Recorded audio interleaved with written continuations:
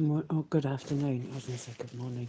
So I've been busy. I've been distracted. I'm sitting here with dye in my hair, and I didn't have breakfast because it's lunchtime now. So that photo for this video, as I said the other day, I'm working on a whole range of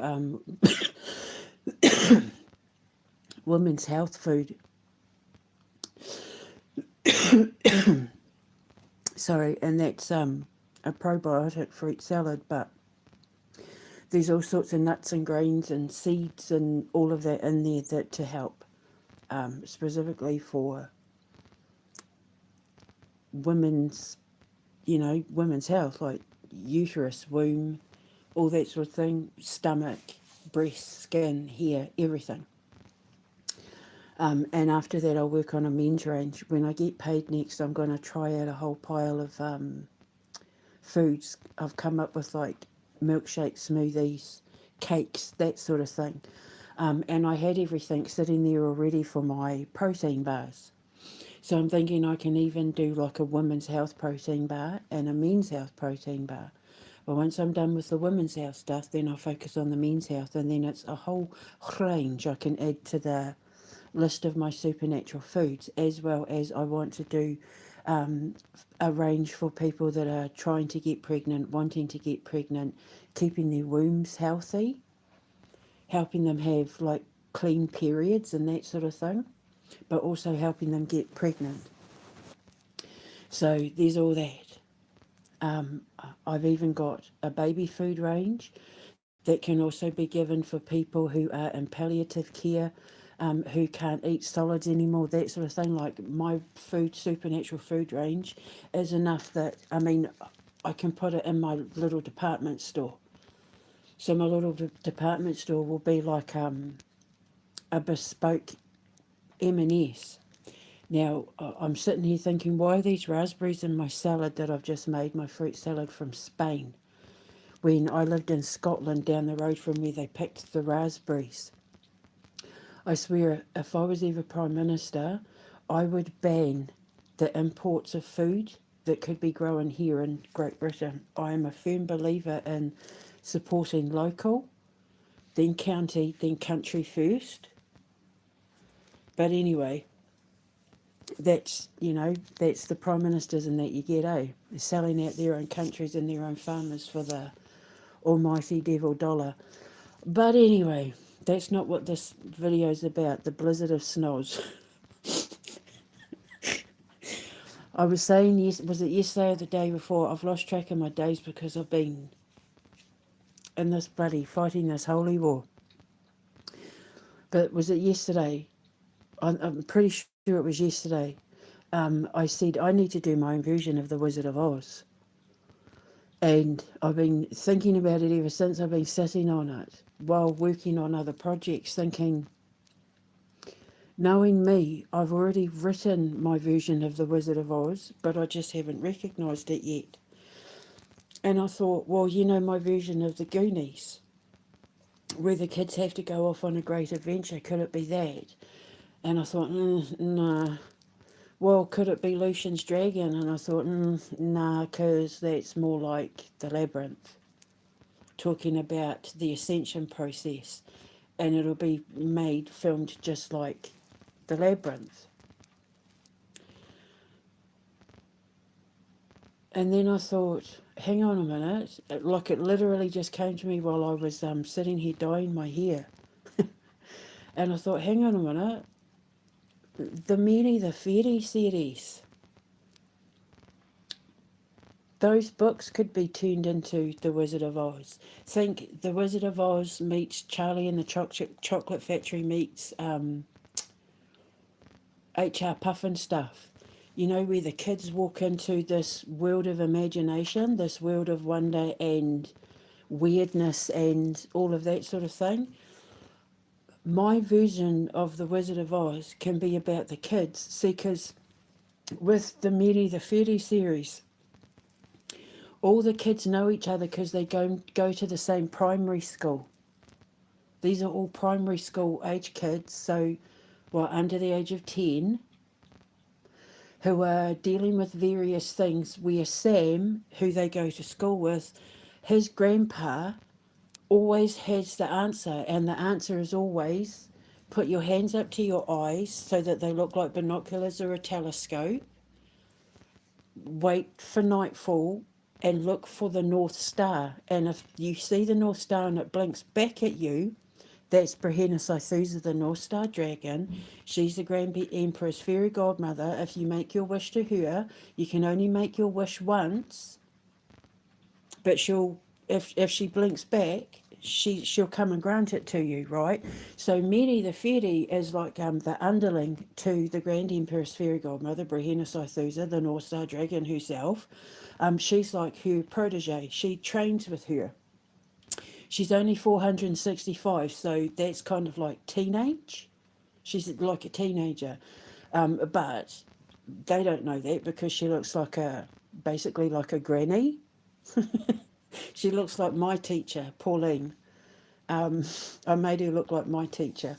So yeah, she's trouble, that one. She's very errant. She's unruly, and she has Calliope on her shoulder, who is like her tutor. She's the one that sits and assesses how well Mary's doing in her fairy training. And Mary has her familiar in her pocket, who is a cat called Ghibli, who is my familiar, my cat, my beloved, who passed away. Well, she sits in his pocket. He sits in her pocket, sorry, like judging her, because Ghibli used to judge me constantly. But Calliope, the mouse, with a little wire-rimmed glasses, who sits on Mary's shoulder while she's performing her fairy feats, assesses her and then takes the tests back to Brehenis to let her know how well she's doing. And Calliope is the sister to Penelope Mouse. You know Miss Mouse's brew house?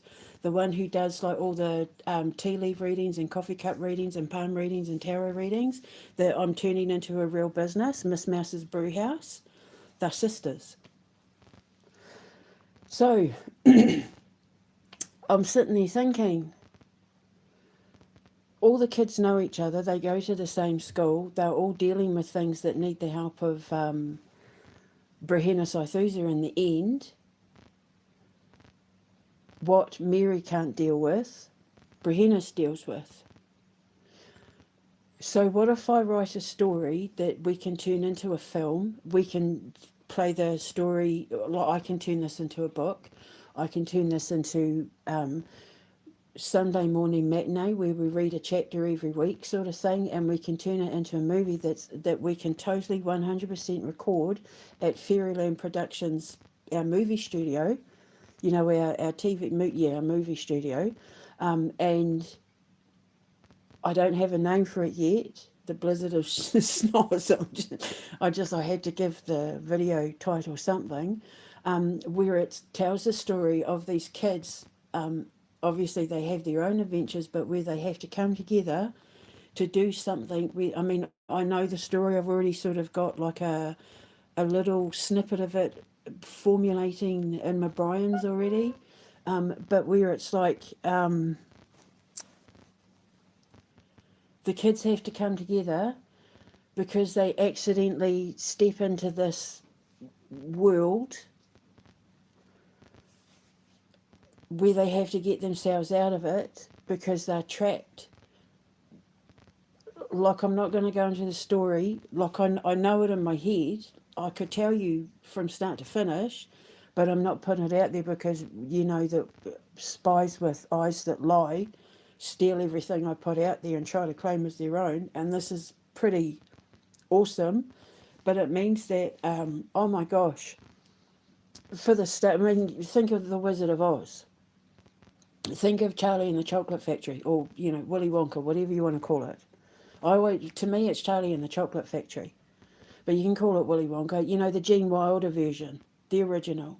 Or like it's always going to be the original for me. I used to like the Johnny Depp version, but after what I found out about Johnny Depp, I will never support another one of his movies again. I'll boycott anything that's even remotely related to that sort of behaviour. So, yes, I think the original Wizard of Oz, think even Return to Oz. I love that movie. That movie, with the Wheelers. Oh, I love that movie. Return to Oz, The Wizard of Oz, um, Charlie and the Chocolate Factory, aka Willy Wonka, and HR Puffin stuff. Where the kid walks into this world where it's just like phantasmagorical. It's going to be just like that. But based around the kids from the Mary the Fairy series, where through them calling out to Brehennas for help for certain things, things that go bump in the night, red eyes tell no lies, wishes make your dreams come true, all those stories that I wrote that I'll have to re-edit now that it's Mary and not Anahita, where all those kids come together to have their Wizard of Oz style adventure. So my production company, it's basically just going to be like a couple of plane hangar style, that you put aeroplanes in, the hangars. They're basically going to be that sort of size that we can turn into whatever studio we need, a house, a street, whatever. We can open the walls up that separate the two. We can make two movies at once, whatever we need it for. And then we've got like the grounds of the foundation to be able to do the outside stuff. It's going to give the kids who want to work in stage props and, like setting up movie props and backdrops and what do you call it? I don't even know the technical names for it. But, like setting up the studios where they're going to film the sets, setting up the sets, the cameras, the lighting, the costumes, the makeup, the actors as well. The kids will have so much fun. See, when I make Night of the Black Sun into a movie, because it's obviously going to be a musical at first, but once everyone knows it as a musical, we're going to turn it into a movie, a horror movie, a zombie movie. I think the kids that make that are going to have so much fun because there's very few adults in it. It's all the kids, so they're going to be able to add their own creativity to it. And with the little help that I got from Gabriel, he came up with a brilliant idea. And the help that I had with Thomas when him and I came up with it as well. I think the kids that they'll just run the show.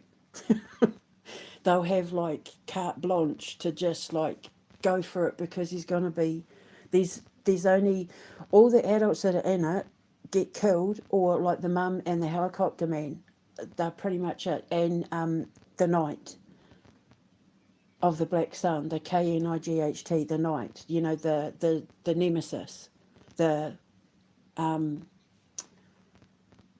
the one who caused, like everything based on Bill Gates. So yeah, the Knight himself, he's like, there's very few adults in it. These the camp counsellors, and because like, obviously everyone gets turned into zombies, so yeah, when we turn that into a horror, the kids are going to have so much fun. But with this as well,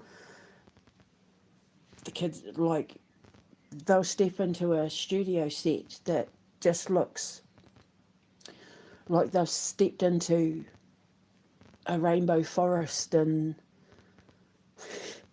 with like, I don't know, I mean, I can take it to the point where I could make the unicorns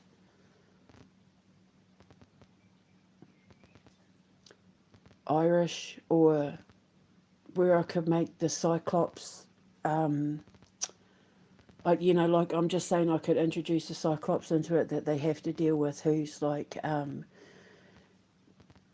overly emotional, where he is crying all the time and needs like an emotional support bear, or I can go down that road. Or I can do it where, they come up against all sorts of weird and wonderful creatures that are either helping them or trying to take them off their path. There's a couple of ways I can go with it. I can either make it like silly and funny, or I can make it a bit more serious like The Wizard of Oz. but the story's there. I just thought, oh my God, I can bring all those kids together. Liam, Ella, Sam. I can bring all the kids together. Edward. And then they can have this, where they step into, they accidentally get pulled into some thing, and then they have to go on this big adventure in order to come back out of it.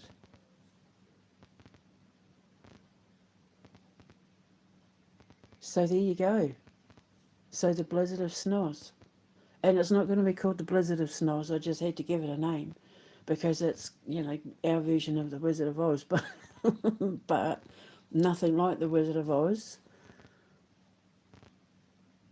But it's a homage to the Wizard of Oz, and I can either add comedy to it, or I can make it sort of more serious like the Wizard of Oz.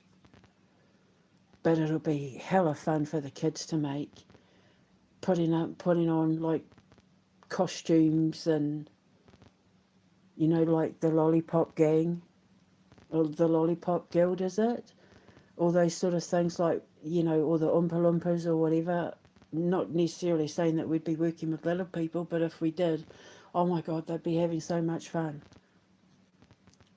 Because we are going to need, based on what I'm thinking, we are going to need little people to dress up as, like, I don't know, hypothetically speaking, like teddy bears, walking talking teddy bears, walking, talking animal totems, depending on the storyline. But it's there. So it's exciting. So so that's another one. Tick. I'm really looking forward to making Night of the Black Sun into a movie. That musical is going to be like the pinnacle of everything for me, because obviously it's to raise money and awareness for human trafficking, child trafficking. It's our version of Live Aid meets War of the Worlds. So a lot's gone into that musical. A lot will go into that musical. It's going to be a first outdoor production that I really, really want to try and have up and running before the next, for our first Halloween festival opening. Have it be something we put on every year, like A Christmas Carol and The Legend of Sleepy Hollow for, Halloween and all that. So, that, and then just see it a movie on screen form. We decided that we wanted it to be based around like the 1980s, where they still had like normal telephones, sort of late 80s. Thomas and I decided we wanted it to be sort of 80s themed. So we'll need props and stuff. They'll get to dress up all 80s with the big hair and have names like Tracy with the big bouffanty hair and shoulder pads and stuff. So that's it. I'm going to go and have my fruit salad now. So that's another one, another tick. So I'll speak to you later. Ka kite anō.